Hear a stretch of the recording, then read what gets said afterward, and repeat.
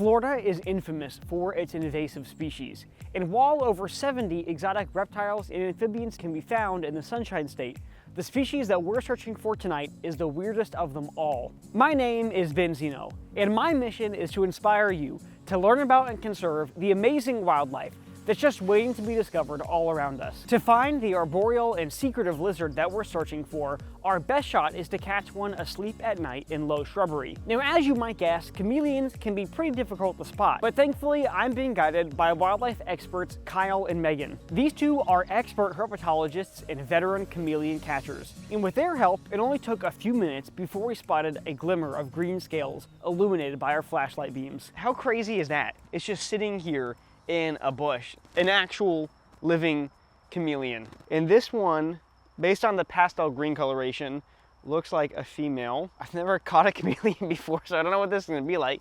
I guess I'm just gonna try and really gently kind of pick her up here. Well, that was way easier than an knoll. That is, oh, whoa, that's some weird grip strength. It's okay. I'm not a predator. Oh man, this is so weird. Dude, she's gripping my fingers. Like hard, wow. Whoa.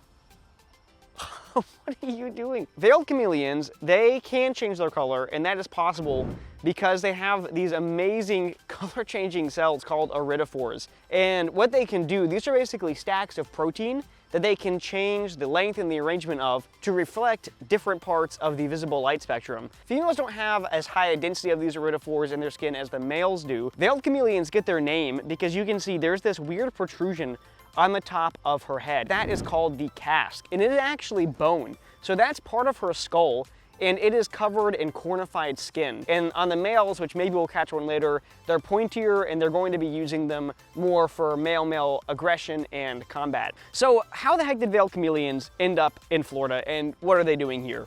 Well, these are 100% arboreal lizards. As you saw, this one was in a bush. They're usually in shrubbery or in trees. And every single one of this animal's features make it perfect for... Oh, she jumped. So they also can jump, which is not something that I read about before this. Whoa, it's okay. All of their adaptations make them perfect for a life in the treetops. So you can see these toes, which she was using to grip me happily before, they are separated into groups of two, so that's called zygodactylus. That's an adaptation that lots of birds have, and chameleons, as far as I know, are the only lizards that have that specific adaptation. Her eyes are actually able to move completely independently of each other, which means that this chameleon can see 360 degrees all around it at all times, which is wild.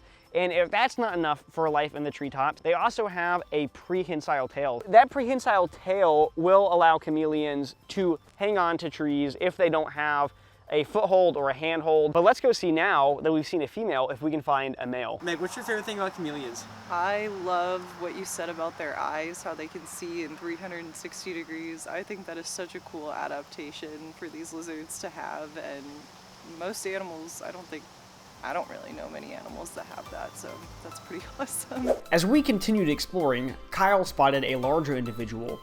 The only problem being that it was 20 feet up a tree. Yo, nice. He was hanging using that prehensile tail there. Oh, sick. To hang down, and I just grabbed him while he was doing that. Yeah, it's a little male. Hey, buddy. Just for scale, Kyle is currently 15 feet in this tree. It doesn't feel that high. We got him. What do you got there? We got ourselves a nice young male veiled chameleon right here. You can see how much more vibrant this lizard is compared to the female that we just saw. He's kind of tilting in a funny way. He's sideways. What if you go... There you go. There we go. So there's two main features of this chameleon you can use to tell that it's a male. For one thing, his casque is pointier than the female's was, and for another, on his side, you can see he has these really beautiful vertical bars. And that is one spot where the males will really intensify their coloration during the breeding season to say, hey, I am healthy and I can take you in a fight if I need to. And the other place they'll do that is the head. So that casque and the face, they will flash really bright colors, really vivid colors, and they'll actually rotate through different colors rapidly. There are also some aspects of their reproductive ecology that makes them very successful as invasives. Chameleons are one of the few reptiles that don't have a distinctive seasonal breeding cycle. They usually can breed actually twice a year, and females are laying somewhere around 80 eggs per brood. So they have an extremely high reproductive output, and that's one of the few times of year when the females are coming down out of the tree. So they actually will bury those eggs in the ground.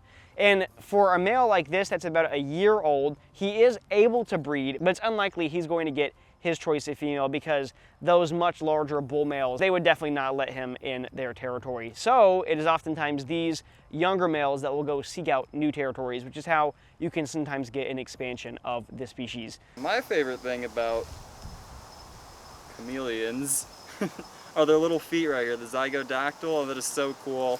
They got their fingers fused together, and this feels like nothing else on earth when it grips you. I mean, there's a light, you can see my skin being pinched by their tiny little nails. That is a weird feeling, but it is so cool. And they use that to just grab the branches and climb as high as they possibly can. It's a very fascinating adaptation. Now that I had the opportunity to film both a male and a female veiled chameleon, I was about ready to call it a night. But Kyle suggested that we check out just one more tree. And that is when we saw something truly remarkable. Oh God, dude, he's huge! Oh, hold on. The thing's massive. Well, I have him. Oh my gosh. Dude, oh, he's holding tight. Yeah, you might want to break this branch He's off. flaring. Yeah, good call. Let's do that. Oh man, he's grabbing. Ah! It hurts. Oh, okay. Branch is not breaking off. I guess I just have him. Dang. If I let him go, will he bite? Yeah. Here, give me your little hands. Are you gonna stop freaking out? I don't trust him to stop freaking out. No, I wouldn't. What do you think? I wouldn't. I'm just gonna The hold. one that I got a scar from was about this size. Yeah, that It would. hurt really, Those really teeth, I bad. can see his teeth. This is like holding a little alligator. It kinda is. Holy, he's strong. Let go, let go. It's okay. Dude. Okay, this right here is a bull veiled chameleon. I mean, look how robust this creature is. And on the side, oh my gosh, what an absolutely amazing thing we have going on. I can literally see his color changing, just cycling through these spots. We've got some yellow banding appearing. These dorsal bands are getting super dark. I mean, this thing is absolutely going wild. And that's the crazy thing about chameleons is they don't just change their color to camouflage like everyone knows they do. They can change their color in response to their mood. They can change their color in response to social cues, in response to temperature. Or in this case, he's saying, hey, predator, whoever you are, I'm big, I have teeth, and I will bite you if you continue to mess with me. Now that casque also on this individual is just enormous. I would say that this is basically as big as they get. I can't imagine an adult male, which is larger than the females, getting too much bigger than this. Now, if we look in his mouth, you probably can't see his tongue, but when he wants to, he can actually launch that tongue out, and it's twice as long as his body, which in his case means his tongue is several feet long, which is pretty crazy. Just think about that range for an insect predator. But you can also see he does have some pretty nice pearly whites in there. And so a veiled chameleon of this size could definitely also prey on smaller vertebrates. Here in southern Florida, they've been documented preying on other invasive lizards. So this is one invasive species that is kind of hard to assess just how destructive it is. For one thing, because they're only introduced in very specific areas, but for another thing, because they are at this size also preying on, he can hiss too, preying on other invasives. He would love to take a chunk out of me. And obviously this individual is not thrilled at being handled, so we'll try and finish up this segment. Oh man, look at that color change and get him situated. That is crazy. What an amazing lizard this is. It's been a while since I've had a veiled make me drop my jaw. Yeah. What? Like, what's your impression of this chameleon right here? Oh, he's so handsome. He could definitely take a chunk of my flesh. So I've seen probably around 100 wild veiled chameleons in Southwest Florida, but this is I think the largest one I've ever seen. This is as big as they get. Huge bull male veiled chameleon, definitely the dominant one in the area. They're very defensive and they really fight off the other males so they can get females and spread their seed. And I assume this one's probably pretty good at that. Woo. I owe a huge thank you to Kyle and Megan for helping me find my very first veiled chameleons. They are both talented conservationists and content creators, and I highly recommend checking out their social media channels if you're interested in learning more about the work that they are doing in Florida.